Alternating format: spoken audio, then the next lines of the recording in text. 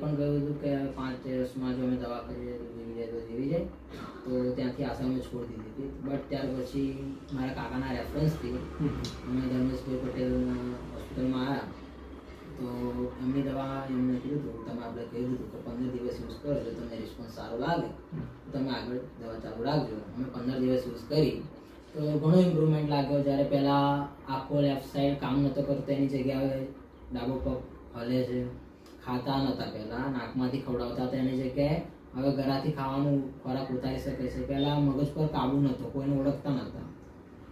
હવે સારો ઇમ્પ્રુવમેન્ટ થયો, એ લોકોને ઓળખતા બી થયા છે અને સારી રીતે રહી છે. હવે બંધ કોષની તકલીફ હતી એ બી ઓછી થઈ? હા, એ બી ઓછી થઈ ગઈ.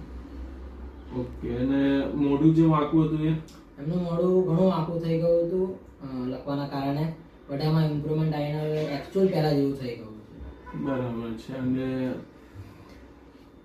આમના એમઆરઆઈમાં બ્રેન હેમરેજ હતું ને ઇસ્ચેમિક સ્ટ્રોક હતા અને એટ્રોફી ઓફ બ્રેન હતું. આટલી મેઇન કમ્પ્લેન હતી.